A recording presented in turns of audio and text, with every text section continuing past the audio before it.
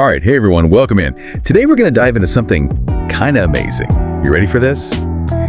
It's about unlocking the power of your brain.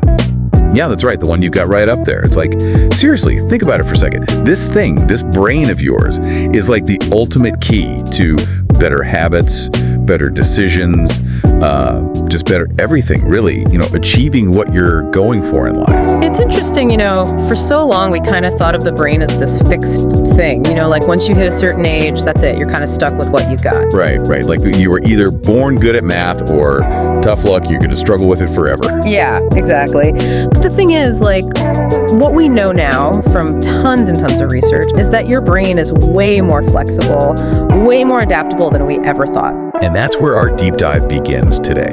We're going to be pulling out all the best stuff, all the most useful insights from this YouTube video, 12 brain rules to change your life. It's from this channel, Echo Elevate, and they really get into it. And our mission here is, I want to be super clear about this, is to give you, the listener, the absolute most impactful knowledge from these rules. And we want to do it in a way that you can really absorb it, without feeling like you're drowning in information. Yeah, and if we zoom out for a sec, thinking about the bigger picture, understanding these brain rules, it's not just about adding some random facts to your head. It's really about giving you the tools to actually shape your brain, Yeah. And when you can do that, you can basically shape your life, right? Totally. It's like once you understand how this thing, your brain, actually works, suddenly you've got the user manual. Yeah. And it's surprising actually what you can do when you know how it all works. So, okay, let's get into it. Rule number 1. This whole idea of your brain's incredible power to adapt. Right, and that brings us to this concept, neuroplasticity.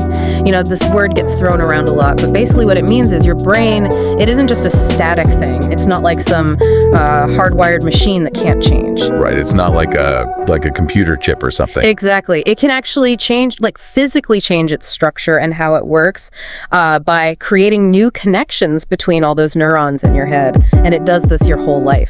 It's pretty wild to think about the old science, They really thought once you hit a certain age, your brain was basically done developing. Yeah, that was the old thinking. But it turns out your brain's always rewiring itself, making new connections between brain cells, strengthening the connections that are already there, and even getting rid of connections it doesn't need anymore. And this whole process, this rewiring, it happens because of your experiences, the stuff you do, the stuff you learn. It's pretty amazing, actually. So it's more almost like a muscle in a way. The more you use it in a certain way, the stronger those connections get, and it can actually reshape itself based on how you're using it, even as an adult. Exactly. And what's really cool on a biological level is that you're actually growing new brain cells all the time, even as an adult. It's called neurogenesis. And those brain cells, they're constantly making new connections called synapses. And the more you repeat something, the stronger those connections become, It's like walking through the woods. The more people walk on a certain path, the more defined that path becomes. And there's some really cool real world examples of this, in action. One that always blows my mind is, have you ever heard about this study they did on London taxi drivers? Oh yeah, they had to memorize that whole just insanely complicated map of the city, right? Right. And they actually found that the hippocampus, which is this part of your brain that's really important for memory and spatial navigation, knowing where things are in space, that it actually grew bigger in those taxi drivers compared to regular people, physically bigger. It's a great example. It shows how your brain changes based on what you're doing, what you're demanding of it, really. So this brings up an interesting question for you listening right now.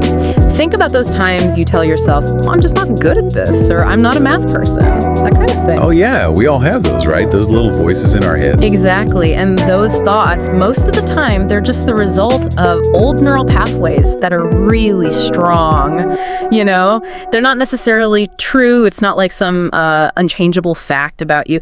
The good news is, just like those London cabbies, you can actually change those pathways. You can build new ones. Okay, that's super empowering. But how? Like, what are some things people can do to actually start rewiring their brain to kind of make it work better for them? Well, the key is to be really intentional about it, to be proactive. So like challenge yourself every day, find new things to learn, new skills to try to understand some complex stuff that you're maybe not familiar with. And those challenges, they don't have to be huge, it could be something small like learning a new word every day or doing a crossword puzzle, anything that makes your brain work a little. Makes sense. So it's about like consistently pushing your brain in new directions. Right. And you got to pay attention to that little voice in your head too. That voice that says, I can't do this. When you hear that voice, try to reframe it. Instead of saying, I can't, say something like, I'm learning how to do this, or this is tough, but I can figure it out. It sounds simple, but changing those thoughts, it can actually start to create new, more helpful pathways in your brain. Yeah, like you're intentionally changing the script in your head. Exactly. And another thing, repetition. Repetition, repetition, repetition. If you want to learn a new skill, whether it's a language or playing an instrument or, anything really, the more you repeat it, the stronger those new connections in your brain become. And don't be afraid to step outside of your comfort zone, Try new things, new experiences. When you do that, you force your brain to adapt, to figure out new ways of seeing things and interacting with the world. It's almost like, like giving your brain a little workout, right? Exactly, a mental workout. And this might be the most important thing. Believe in yourself. Seriously, your brain is really good at picking up on what you believe about yourself. So if you believe that you can learn and grow and change, your brain is way more likely to actually do those things. I love that. So the takeaway here is you're not stuck with the brain you were born with. Your brain is always changing, always adapting. And you have a lot more control over that process than you probably realize. Yeah. Okay, so we've talked about how the brain can change, how it's this dynamic thing, but to actually make those changes happen, to learn new things, to kind of rewire yourself, what role does focus play in all of this? That's the million-dollar question. Focus is like the gas in the car. It's the fuel that powers this whole process. It's what lets you really learn new stuff, be productive, achieve your goals, all that. And this is especially important these days, right? I mean, we live in a world where there are distractions everywhere you look. Oh yeah, tell me about it. I feel like I'm constantly battling my phone for my attention. Right. It's like that for everyone. And that's why it's more important than ever to learn how to focus. And, there's this big myth out there about multitasking, this idea that you can do a bunch of things at once and still be super effective. Like checking your email while writing a report, while also keeping an eye on social media. Yeah, and you know what? It turns out your brain doesn't actually work that way. It's not really doing all those things at the same time. It's actually just rapidly switching back and forth between them. Which sounds kind of impressive, but I know for me at least, it always ends up feeling like I'm not doing anything well. That's because all that switching, it really messes with your efficiency. You end up making more mistakes and you don't remember stuff as well.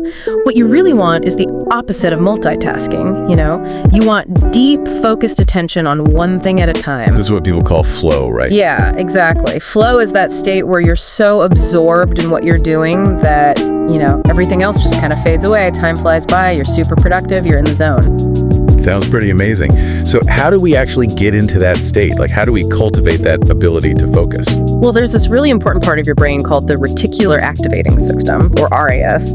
And this thing is basically like your brain's filter, It decides what information gets through to your conscious awareness and what gets ignored. It's like, if you ever notice, like when you buy a new car, suddenly you see that same car everywhere. Oh yeah, totally. Yeah. That's like they just magically appeared. They were always there, but your RAS, it's now tuned in to look for that car, so you notice it more. And the same thing happens with your goals, your ideas, even your path to success. When you're really clear about what you want, your RAS starts to filter out all the noise. And it helps you see the opportunities and information that are actually important to you. So it's almost like you're training your brain to see what you want to see. Exactly. You're programming it. Now, here's the thing about our modern world, with all the technology and the distractions, it's actually making our attention spans shorter. All those notifications, all that entertainment, all that constant connection, it's pulling our attention in a million different directions. It's like information overload all the time. Right. Studies show that the average person checks their phone like hundreds of times a day. It's crazy. And because of all that, our ability to focus has actually decreased in the last few decades. But, and this is important, focus, it's like a muscle. You can actually train it to be stronger. Okay, so tell me how. How do we actually train our brains to focus better? Okay, so first, try to practice doing one thing at a time, single tasking. You know, when you're working on something, really try to resist the urge to switch to something else. There's this technique called the Pomodoro technique. It's super popular. It basically involves working in focused bursts for like 25 minutes, then taking a short break. Yeah, I've heard of that. So you're really concentrating for that short period. Right. You got to control your environment too. Like if your workspace is cluttered and noisy, it's going to be way harder to focus. So try to create a space that's clean, organized, quiet. And if you can't avoid noise, maybe get some noise-canceling headphones or listen to some music without lyrics, you know, something calming. And if your phone is a big distraction, like it is for most of us, put it in another room while you're working or use an app to block notifications. Get it out of sight, out of mind. Exactly. And be patient with yourself. You know, building up your focus takes time. Start small. Maybe try focusing on one task for just 10 minutes without getting distracted, then gradually increase it to 20 minutes, then 30. Your brain will adapt and you'll be able to focus for longer and longer periods. Like anything, you've got to train up to it. Right. And don't forget to take breaks. Seriously, your brain needs breaks. It works in cycles. So after you've been focusing for like an hour or so, take a few minutes to step away, stretch, move around, just give your brain a rest. This can actually help you be more productive overall. It's like resetting your brain, right? Yeah, you're giving it a chance to recharge. This one's tough, but important. Learn to say no. You know, to all those little tasks and commitments that aren't really important. Every time you say yes to something you don't really care about, you're taking away from the time and energy you could be spending on the things that really matter. Successful people, they're really good at saying no. That's something I definitely need to work on. It's so easy to get pulled in a million directions. It is. And pay attention to your energy levels. You know, most people have certain times of day when they're naturally more focused. For a lot of folks, it's the morning. Figure out when your peak focus time is and try to schedule your most important work for those times. Make the most of those peak hours. Exactly. And don't underestimate the power of mindfulness. Even something as simple as focusing on your breath for a few minutes can really help you improve your focus. Like a mini meditation. Exactly. Oh, and this is important. Fuel your brain properly. The food you eat has a huge impact on how well your brain works. So try to avoid sugary foods. Those can give you a quick burst of energy, but then you crash. Instead, focus on eating healthy fats, protein, and complex carbs. And drink plenty of water. Even being a little dehydrated can mess with your focus. So to recap, focus is a skill you can absolutely train and improve, and it's essential for achieving your goals. Okay, we've talked a lot about actively engaging the brain, you know, learning new things, focusing deeply. But what about when we're not actively working? How important is rest in all of this? So rest, and especially sleep, they're not just about like vegging out, you know. They're actually crucial for your brain to function at its best. And I'm not exaggerating here. Rest and sleep, they're as important for your success as learning and focusing. I think a lot of people, myself included, we tend to think of rest as something we do if we have time left over, you know, after we've done all the important stuff. Yeah. But it sounds like it should be more of a non-negotiable. It really should be, because when you rest, your brain can finally recharge. It can process all the information it's taken in. It can strengthen those new memories, and it can clear out all the mental clutter that builds up during the day. So it's kind of like maintenance for the brain, right? Like Yeah. taking your car in for a tune-up. Exactly. And sleep takes this to a whole other level. Think of sleep as your brain's nightly cleaning crew. It comes in and flushes out all the waste products and toxins that build up while you're awake. That's an interesting way to think about it. And there are actually different stages of sleep, you know. Light sleep, deep sleep, and REM sleep. Each one of these plays an important role in how your brain functions. And a full sleep cycle, it takes about 90 minutes. Have you ever noticed that if you wake up in the middle of a deep sleep cycle, you feel super groggy, even if you've been asleep for hours? Oh yeah, definitely. Like you just can't wake up. That's because you interrupted your brain in the middle of its cleaning process. Now, how does all this relate to, you know, actually achieving your goals, being successful? Well, tons of studies show that people who consistently get enough good quality sleep, They're better at solving problems, they have higher IQ scores, their memory is better, they make fewer mistakes, and they're better at dealing with stress. Wow. So basically everything is better when you sleep enough. Pretty much. And on the flip side, not sleeping enough, it can seriously mess you up. It makes it harder to focus, it wrecks your memory, it makes you more stressed out and irritable. Even losing just 1 hour of sleep can make a difference. So bottom line, if you want to be at your best, if you want to make the most of your brain, getting enough sleep, it's not optional, it's essential. Absolutely. So let's talk about what we can call the rest formula, some practical stuff you can do to make sure you're recharging your brain effectively. Give it to me. First, make sleep a priority. Seriously, treat it like it's just as important as any other task on your to-do list. Set a regular sleep schedule, go to bed, and wake up at the same time every day, even on weekends. This helps regulate your body's natural sleep-wake cycle, and that makes it easier to fall asleep and wake up feeling refreshed. So consistency is key, even with sleep. Yes. And when you're figuring out your sleep schedule, try to think in terms of 90-minute cycles. Instead of just focusing on getting a certain number of hours, try to wake up at the end of a full cycle. So for example, if you go to bed at 10 p.m., try to wake up around 5:30 a.m. That's 5 full cycles. You're syncing up with your natural sleep rhythms. Right. Another tip, power naps. A quick 20-minute nap can really boost your energy and focus, and it won't make you feel groggy like a longer nap might. So power naps, they're like a little shot of energy for the brain. Exactly. And create a bedtime routine. Do the same things every night before bed to signal to your brain that it's time to wind down. Dim the lights, avoid screens for an hour before bed, maybe read a book, take a bath, do some deep breathing. Like creating a little ritual to prepare for sleep. Yeah. And don't forget to take breaks during the day, too. Get up and move around every hour or so, take a few minutes to stretch, do some deep breathing. This helps prevent mental fatigue. It's like hitting the reset button on your brain a few times throughout the day. Exactly. So the main takeaway here is if you want to get the most out of your brain, you've got to prioritize rest. And that means getting enough good quality sleep and taking breaks throughout the day to recharge. It's not just about being lazy, it's about making sure your brain is working at its best.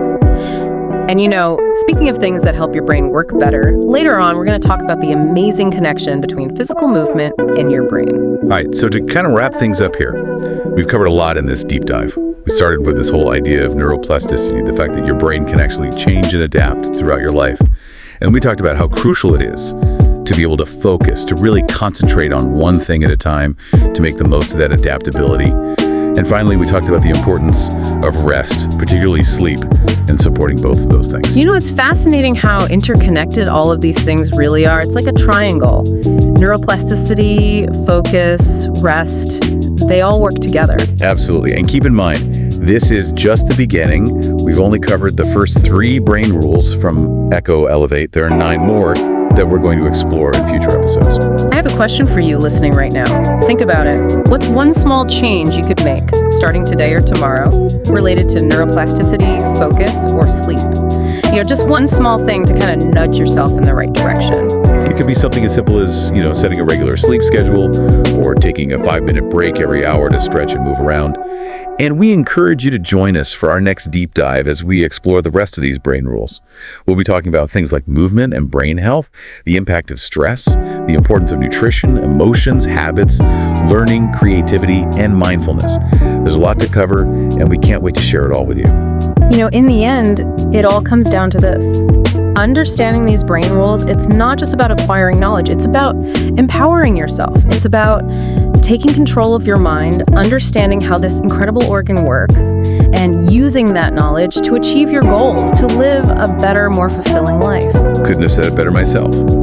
So here's to you, to taking control of your brain, unlocking its potential, and achieving amazing things. Thanks for joining us for this deep dive. We'll see you next time.